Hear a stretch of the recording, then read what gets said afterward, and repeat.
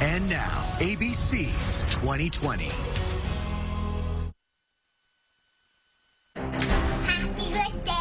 Tonight on 2020, from home movies to a home mystery. How did these two smiling, carefree girls end up on a missing poster? My kids are my life, and I don't wish this upon anybody. Real life Gone Girls. And now 2020 is on the hunt to find them. Following the trail of a secret network of children hidden by a parent. It was moving between houses with people who I'd never known. Like you're in a spy movie. But are they part of it? 2 of those kids were the subject of a manhunt, and you had to know that. And who put them there? Lieutenant Plinsky called me and said, "Are you sitting down?" And I knew something was coming. Do you sit here and think, how did this happen? Footprints in the snow. Good evening, I'm Elizabeth Vargas. David is off tonight. We began this story not knowing what we would find at the end, but after nearly 6 months on the road, knocking on doors, going from big cities to frozen farms, sandy beaches to jail cells, we pieced together a jigsaw puzzle of children declared missing. But were they? Take this incredible journey with us that begins with footprints in the snow.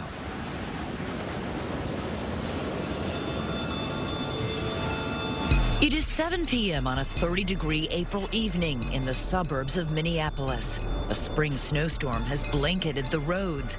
And while most families are settling in for dinner, one family is about to fracture forever when 2 children living at this home vanish. No shoes, no coats, no backpacks, nothing.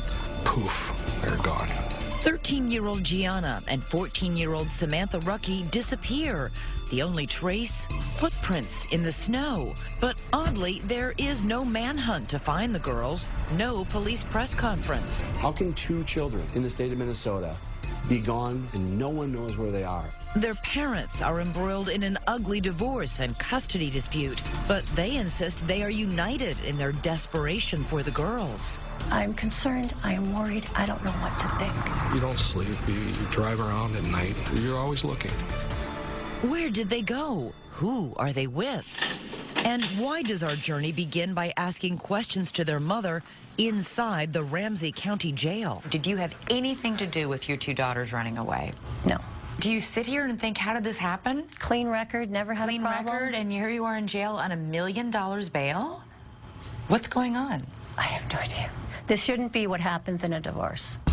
This divorce is more like guerrilla warfare than a legal proceeding. Exhibit A, these 24 boxes crammed with reams of motions, appeals, and rulings. Divorce on steroids, that would be a good word for this. But for every documented grievance in this harrowing tale, there is documentation, too, of the good times. Look at this, Nick. You got 20 years worth of home movies featuring both the Ruckies in starring roles as an affectionate, feisty couple.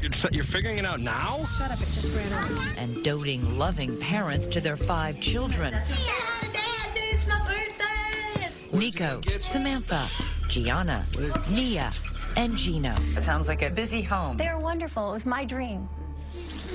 I loved being a mom. They make their home in Lakeville, Minnesota, a suburb of Minneapolis. David ran a multi-million-dollar trucking business. Sandra worked as a flight attendant and eventually competed in local beauty pageants, using her nickname Sam. Good evening and welcome. Proudly representing Lakeville, I'm Sam Rucky. In her spare time, she likes cooking Italian, flying airplanes, and staying fit. But David agrees that family came first for Sandra. There's Mom. Hi, Dad. A loving, energetic mom. There's a bird flying? Yeah. Oh, there it is. She was a great mom. Very attentive to her kids. Come on, Nico. Their oldest son, Nico, loves hockey and theater. He was my first, so of course he was spoiled. Hi, Nico. The 2 oldest daughters, Samantha and Gianna, are close and take care of their younger brother and sister. Samantha, she's beautiful, she's smart, she's outgoing. Gianna's very artistic, loves like animals. But this story is about what Sandra claims is not captured on home video. She says despite those smiling faces, there was a shocking, ugly secret in the family. Years of emotional and physical abuse by David. What would he do? Throw things, hammers at me. If he got mad, there was black eyes, there was broken ribs. We had to lock ourselves in the bedroom because we were scared. We just didn't know how his behavior was going to be from one day to the next. During all those years during the marriage, did you ever take any photos, ever seek medical help? We had photos and we had police reports that prove it. And she claims David didn't just target her, but went after the children, too. How often did that happen? Once is more than enough. It happened a lot. After 20 years of marriage, Sandra says she reaches her breaking point and finally files for divorce. She says, frightened for her life, she also gets an order of protection against David. And then she calls police on him at least 20 times, claiming he continuously violates it. He broke into the house, came running up the stairs, jumped onto the bed that I was at, started choking me, and then took a pillow and started suffocating me. The children, now ages 8 to 14, remain in Sandra's custody and refuse to even see David, rebuffing all of his attempts to connect. It's your dad. Call me. I would like you to call me back. Call me. With his children ignoring him, his frustration mounts. He leaves this message after finding out his oldest son, Nico, dropped out of his longtime sport. Do yourself a favor. Get your ass back in hockey. The family court judge, David Knutson, appoints an advocate for the children and several therapists trying to facilitate a relationship with their father. But the children say they don't want one. David's oldest son, Nico, takes to Facebook, writing, "My dad is a bad person. He is abusive verbally and physically." Gianna and Samantha make audio recordings to support what their mother says. This is Gianna Rucky's voice. Being in the same house as my dad, things were really bad. He was abusive. He had anger issues. He'd always be screaming and yelling. Her sister Samantha goes even further. He's choked, slapped, and hit her and verbally abused my mother throughout their marriage. And he's lost on us kids a number of times. Sandra says the children even beg the judge directly to remain with their mother. But the judge determines thus far there has been no evidence of abuse. And based on the findings from a psychologist he appointed, that it is Sandra who is the real problem here. That the children are showing signs of parental alienation syndrome. Meaning, the reason the children are adamantly opposed to seeing David is not because he's abused them or their mother, but because Sandra has brainwashed them. I've never done anything but be there for my children. My kids are my life. This is where the judge takes a drastic and, for Sandra, devastating step. He orders Sandra out of the house and all 5 of her children removed from her custody. That's when everything happened. I lost everything. My whole life ended then. I had no money, no car, no children. I had nothing. How is this possible, Sandra? I don't know. All I'm told is it's a judge's order. There was no findings that I ever hurt the children, that I ever abused them, that I ever neglected them, that I ever did anything to them. David's sister Tammy becomes the children's temporary guardian. She moves into the Rucky home to take care of them, but the 2 oldest girls, Samantha and Gianna, are having none of it. They came in, they were looking at the house, and then they went upstairs, and when they went upstairs, I heard a ringtone, a music ringtone. I thought, okay, maybe they have a phone. Tammy goes downstairs to the basement, thinking nothing of that call or who might be on the other end. Just 20 minutes later, the girls are gone. Then I called 911. Next, where did they go? Who was on the phone? Did you think, where might my 2 daughters have gone? Could they have entered a hidden world? A network operating outside the court system? For vigilante parents taking the law into their own hands? And what does their father have to say about all this? Stay with us. Normally, 2 teenage girls vanishing into thin air would be the top story on the local news. But that's not the case here in Minneapolis. There is no Amber Alert, no search parties combing the woods. Sandra, separated from her children by court order, says she finds out her daughters are missing from her attorney. What was your reaction? What any mother's reaction would be. I'm concerned, I am worried, everything was going through my mind. When Sandra's ex-husband David finds out his daughters have disappeared, he is terrified. What was your biggest fear? I mean, these are young girls. You don't want them hitchhiking. We live by a truck stop. You think of all these terrible scenarios. And David says he becomes consumed with bringing his daughters home, that he would never abuse them, and that all of Sandra's allegations against him are completely false. Have you ever raised a hand against Sandra or your children? Have you ever struck them? No. Have you ever physically abused them in any way? No. I'm a big guy. I kind of come across aggressive, but I never pushed myself up on her. I never did a thing to my children. Do you have a problem with anger? Not anger, it's frustration. Is it possible that there was something in your body language or the way you were speaking that scared Sandra or the children? You know... Do the fights get out of control? No. I'm going to yell. You're going to feel pinned. But as far as abusive, no. But if there wasn't any physical abuse, how is it possible that the Rucky children would tell such frightening stories? Lisa Elliott is David's attorney. They are parroting what their mom is saying. But they're not young children. No. Why would they do this? I think she had them so afraid of what would happen if they went with their dad that she said, you have to say this or you're going to end up with your dad. And David begins to suspect that Sandra knows more than she's saying about their missing daughters. You and Sandra had been involved by this point in a lengthy and bitter custody fight. Did you think she might have something to do with this? Yeah, oh yeah. As the weeks pass with no sign of Samantha or Gianna, David says he spends his nights driving the streets, searching. He begins tailing Sandra to see if she might lead him to the girls, and even hires a private investigator. You can't get rid of that pain. It never goes away. My mother, mostly, I'll say, you know, prepare yourself. Prepare yourself for what? If you never find the girls. How? I couldn't stop looking. The same cannot be said for Sandra, who appears to go back to life as usual, hopscotching around the world as a flight attendant, popping up on Facebook at an NHL finals game, and lounging on a boat with friends. Did you call the police? I had an order not to contact the police. You have a right to contact the police if you're a victim of a crime or if you're in danger. From Judge Knutson that I am not to contact the police. But this court order directly contradicts that, specifically stating that Sandra should report any information she has about the girls' whereabouts to authorities. So you did nothing when you found out they were missing then? Okay, I guess if you're in that situation where you've been stripped of everything related to your children, you don't know what to do. If one of my children went missing, I'd be out there with a sandwich board saying, find my child. The courts had completely tied my hands. 1 month after the girls' disappearance, there is a bizarre twist in the story. They show up, but in a place no one expects. The Rucky girls say they want to be heard. On local television. They met with us at a hotel. We don't know who brought them here. The local Fox 9 station airs this story.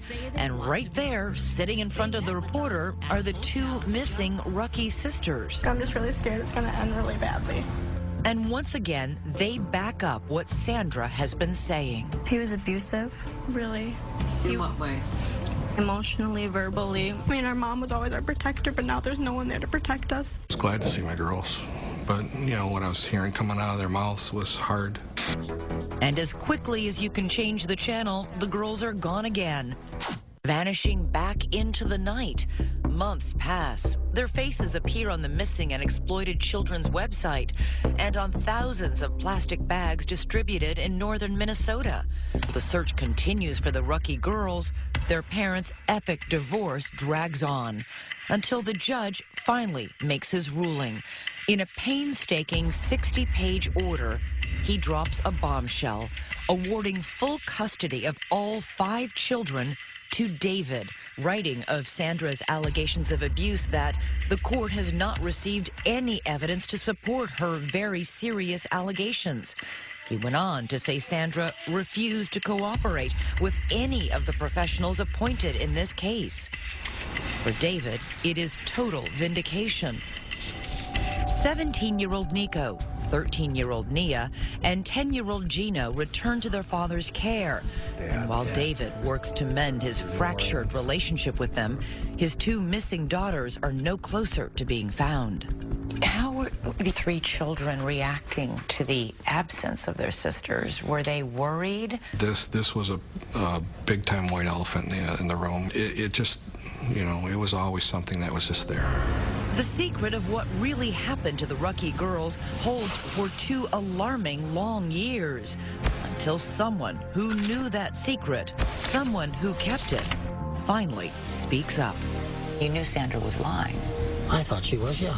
Well, you knew she was. And a secret underground network willing to defy court orders and hide children. We sort of pass messages. We use a lot of burner phones. Could this group hold the key to finding the Rucky girls? Stay with us. From the moment the 2 teenage Rucky girls vanished, police suspected their mother, Sandra, was lying. At any point, did you tell your children to run away from home? No. You never encouraged any of your children? How can I encourage my children to run away? I've had no contact. Police suspected that not only did Sandra have contact with her girls, she also had help hiding them from a secret underground network of people willing to defy court orders and conceal children. Damon Dumas knows all about defying court orders. He went into hiding when he was 14 years old, using a loosely organized group of safe houses to escape life with a father he says was abusive. My mom actually made sure that she wouldn't know where I was going. Mm-hmm. She handed me off to someone she trusted, who handed me off to someone else that she trusted. Who was taking care of you? Whoever I was with was taking care of me. Were they strangers? They were all strangers, yeah. I was moving between houses with people who I'd never known. It'll be someone who maybe hears about me and says, hey, well, if Damon ever needs someone to stay with, he can stay with me. And we sort of pass messages. We use a lot of burner phones. Burner phones? You sound like you're in a spy movie. Well, in a lot of ways, that's what it felt like. So how often do you come out to the beach now? While on the run, Damon says he lived in around 10 different homes, never staying anywhere long. During that time, he made videos and posted them on the internet. And I'm turning 16 tomorrow. But instead of a birthday party with my friends, I'm in hiding. But this life in shadows came at a steep price. Did you go to school? Actually, I did not. And that's something that I sort of regret, because I ended up, when I got out of hiding, I had to go back a year in high school. What did you do with your days? I played video games. Honestly, I had no one to talk to. Were you homesick? Absolutely. Absolutely, every day. Those days turned into months, and instead of getting easier for Damon, life got more difficult. I called my mom and I said, I don't know how much longer I'm going to make it, because I was considering suicide at that point. It had been very long in hiding.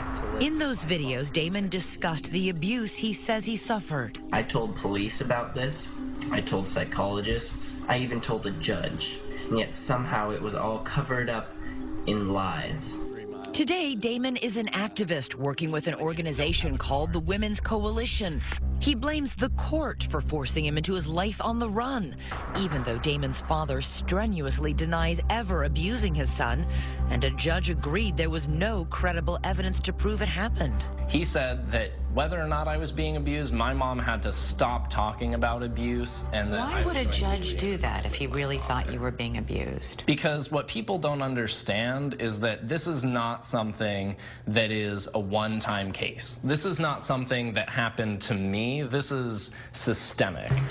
And the internet is teeming with videos of mothers who say they too have been victimized by family courts after they reported their allegations of abuse. The mother, you try to protect your son, and that was my biggest mistake. I cried wolf. Children need to be believed. The courts forced my children to go on visitations. I am seeking justice. It is okay to protect our children. If you're a mother and you allege child abuse, your odds of losing custody are extremely high. Joan Meyer is a law professor at George Washington University who studies family courts.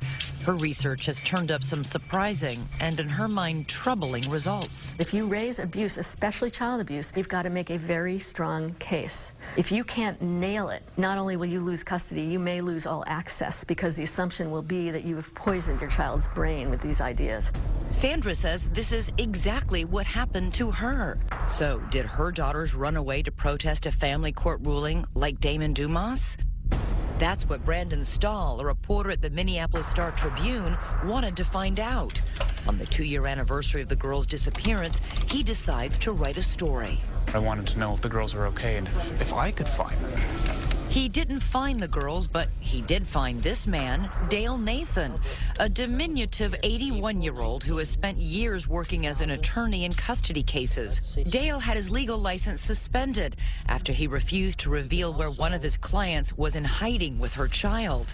He is a fervent supporter of Sandra. Dale is somebody who believes to the bone that the family courts in Minnesota are corrupt. The story Dale tells is a doozy. He says he was with Sandra on the night her daughters ran away. He says Sandra and he were driving around in Sandra's car when she took him to this field, just blocks away from the Rucky home. We drove with Dale to that spot. Now this is about the area right back here where Sandra stopped. He showed us where they pulled over. That's the one we want to take.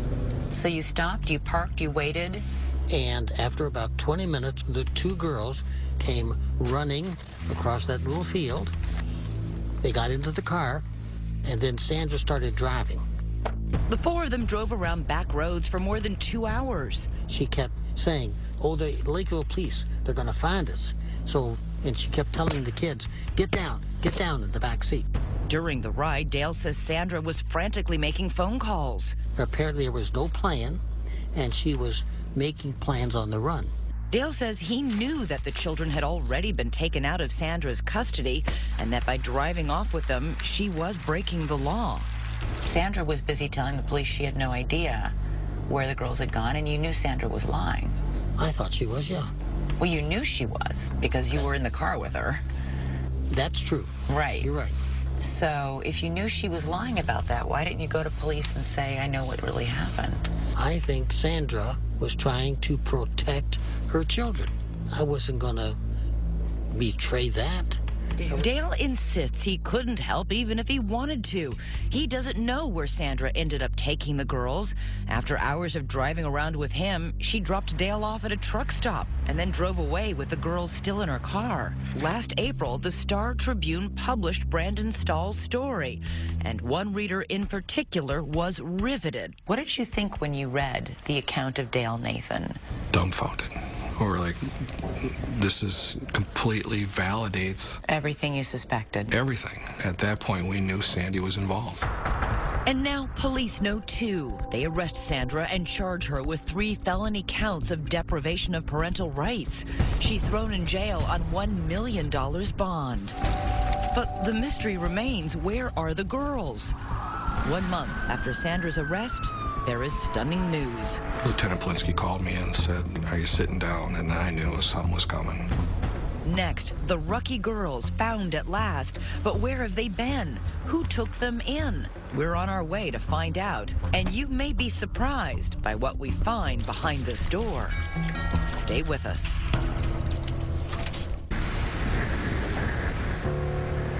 Where can 2 teenage girls hide in plain sight? Deep in the snow-swept fields of Minnesota's North Country, amid miles and miles of desolate, untouched land, this speck of property, a farm called the White Horse Ranch, holds the secret of the missing Rucky daughters. What led police here? The trail begins with one of Sandra's staunchest supporters, Dee Dee Evivold, an activist friend, vocal about her belief there is corruption in the family courts. Detectives search her home and find a cell phone photo of one of the girls on a farm. They trace that photo back to the White Horse Ranch. And with that, bingo. Police discovered this is where the girls have been for the entire 2.5 years of their disappearance. We took a trip to find out how they ended up here and how they went under the radar for so long. Behind this door are the people law enforcement believes broke the law by housing the girls. They are an unlikely pair of alleged criminals. Gina and Doug Dolan own the ranch, which offers 90-minute therapy sessions with their animals.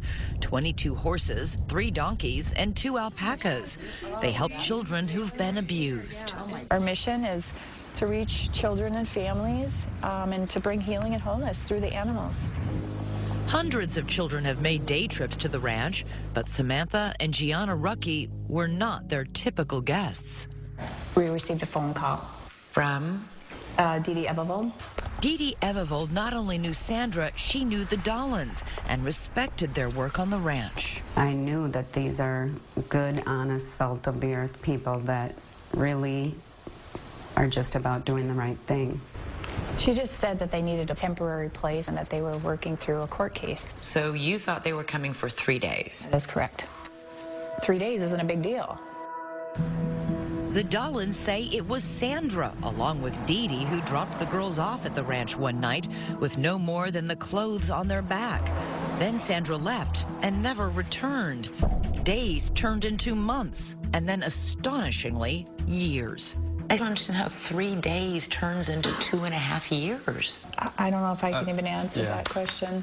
This is where the Dolans' attorney, Travis Kyle, steps in, because the Dolans, along with Dee Dee Ebevold and Sandra, are now facing felony criminal charges for their role in the girls' disappearance. At this point, there's certain information we just can't disclose. But they can say that in that long period of time, the Dolans never saw Sandra again. They spoke to her by phone only a handful of times. And it was always from a track phone, so there was never a way of connecting with her. And then would speak to the girls? No. No. She didn't want to.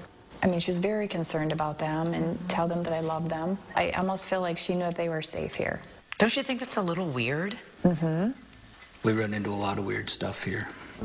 While the Rucky girls are away from everyone and everything they know, communing with the alpacas, 3 hours south, their fathers scoured the earth for any sign of them. Why did you keep them here, despite the fact that you knew a parent was looking? I wouldn't say that we kept them here. We allowed them to stay. They could have left at any time. They didn't want to leave. But didn't you know that people were looking for these children? I can't answer that. Not at this time. Our choices were to put them out on the street or give them a place to live. And we did not want them out on the street. They told you they would continue to run away if they were forced not to going return to their back father? Did you try and reason with them? They're girls, they're minors. They're not allowed by law to decide where I get to live and what's best for me. Yes, we did. A number of times. And it was a lot of fear. I've never seen anybody that scared before. Did they ever sound coached to you? No. I believed them, 100%. At the ranch, the girls made a new life for themselves with the Dolans. They were homeschooled. Their daily activities included helping with the animals. Everybody has to do chores. Anything from cleaning pens to feeding the animals to brushing them. The nearest town is Herman, population 437. Was it a secret that the girls were here? No. No, it was not. So you didn't, like, say, okay, go hide in the back bedroom when somebody's pulling up? Everybody knew they were here. You made no effort to conceal them? No, they had been in public, they'd been out shopping, they were in the hair salon They in went to Elbow church Lake. with us. And they went by their first names, Samantha and Gianna? Yes. The Dolans say they were only helping the girls. They, along with Dee Dee Ebevold and Sandra, have all pleaded not guilty to the charges against them. But what about that so-called underground network that helped children like Damon Dumas flee court orders? Are you part of this underground network? No. We were asked the question, and my question back was, what is that? Last November, Doug looks out the window and sees Lakeville police and county deputies sitting out front. Police are simply following the trail from Dee Dee Ebevold's cell phone photo, not realizing the girls are actually there. I walked out and they told me that they were looking for the girls and wanted to know if I knew anything about them or their whereabouts. And I told them, yes, they're in the house. They were quite frankly shocked. The Dolans say the girls were devastated. Is that the last time you saw them? Yes, it was hard.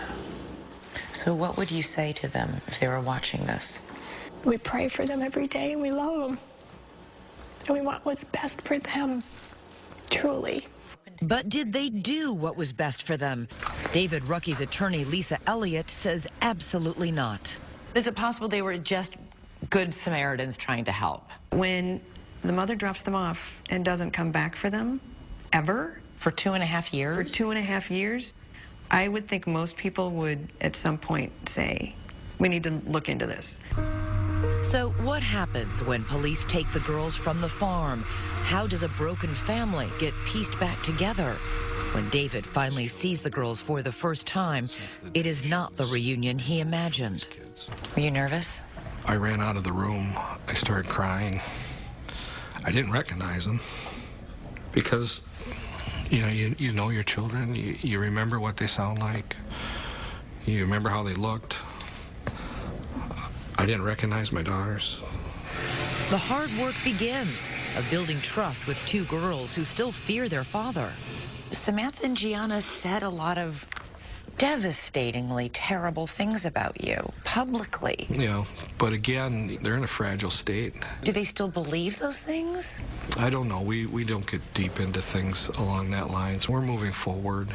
While the girls may not be recanting their accusations against their father, their big brother is. Coming up, I'm done playing a pawn. Sandra's own son is turning on her. And now that her supporters are revealing her role in the girl's disappearance, what will she say when we confront her? You sat right here and spent half an hour telling me you hadn't seen or spoken to your daughters. If you were lying to me about that, what else might you be lying to me about? Stay with us.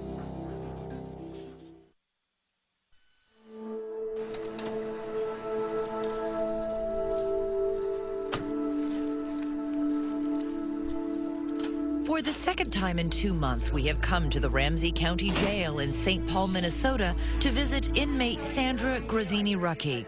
She is still here, awaiting trial on felony charges that she hid her daughters from their father for 2.5 years. Surprised you're still here? Yeah, very surprised. When we first spoke to Sandra, she told us she wasn't involved in the disappearance of her daughters. Did you have anything to do with your two daughters running away? No. You didn't know where they were these last 2 years? After nearly 6 months of our 2020 investigation, we've explored that loosely organized underground network of activists hiding children in nasty divorce cases and tracked down every key player in the Rucky case. The Dollins, Dee Dee Evivold, Dale Nathan, all supporters of Sandra's who say they weren't part of any network, but who authorities say helped her hide her daughters for 2.5 years. Dale Nathan said that he was with you when your two daughters jumped in the back seat without shoes or coats, and then you drove off. This is that is true? related to the trial.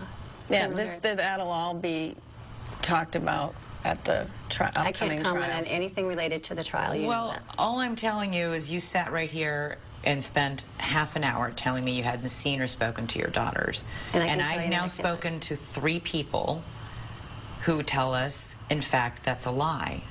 So if you were lying to me about that, what else might you be lying to me about? I can't discuss anything regarding the trial. I just can't. While Sandra is now suddenly not talking about her case, her attorney Michelle McDonald hints at a possible defense, saying if Sandra truly believed her children were in danger, she was free to break the law to protect them. They have to prove beyond a reasonable doubt that she didn't have a reasonable belief that her children needed protection. Which makes those allegations of physical abuse during the marriage so important. If those claims are true, then a jury perhaps could forgive Sandra for what she did. And from the very beginning, she has assured us that there is indisputable evidence that her husband, David, was violent. Did you ever take any photos, ever seek medical help? We had photos and we have police reports that prove it. So confident, so certain. And yet, I'm asking for any of the documentation that you assured us existed to corroborate what you're telling us. And we can find none of it. But it does exist. It really does exist. Where is it? It was with my attorney. You don't have any of those records. They're in boxes But do you have them? Do you know what's in those boxes? You have the all the other police attorney reports, you have gave everything. the police reports. You have everything. Yeah, yeah. And I will turn them have over to you. So we head to Michelle McDonald's law office for an appointment with those boxes. Okay, so here they are. This is Sandra Gruzzini-Rucky's basically divorce case. We spend hours there scouring thousands of documents, and in more than 20 boxes, we didn't find a single piece of paper or photo to prove that any physical abuse ever happened. So we reached out to the Lakeville Police Department, and they have no record of ever being contacted by Sandra about abuse during her marriage. Sandra certainly has never been afraid to call the police, ever. If there were instances of David being violent or threatening, there would be police reports of it. There are none. Sandra's strongest proof was always the testimony of her children. But today, one of those children has recanted his story. Oldest son, Nico. Get up there, Nico. That little boy from the home videos. And the same son who later posted that damning Facebook message accusing his father of physical abuse. He now says all of that was a lie, and that it was his mother who pressed him into believing it was true. She started to say, like, your dad's this bad guy. Your dad, like, hurt you when you were younger. And I was like, what?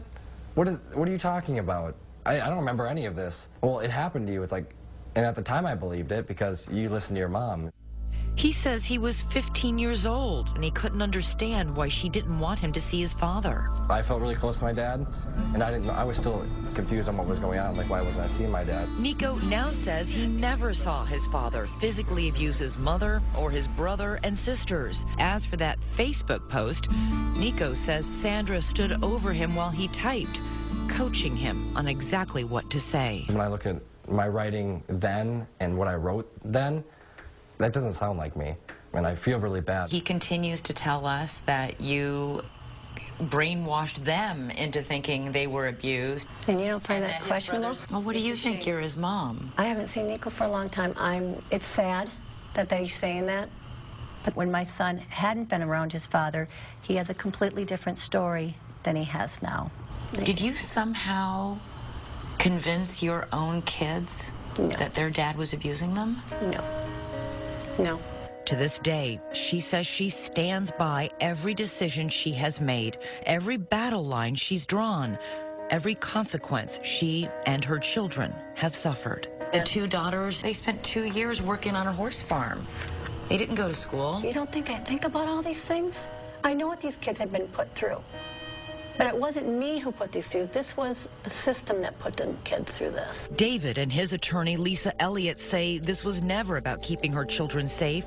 Sandra, they say, wanted revenge. She was out to destroy him for whatever reason, and I don't think she cared what she destroyed in the meantime. Do you think you will ever be reunited with your children?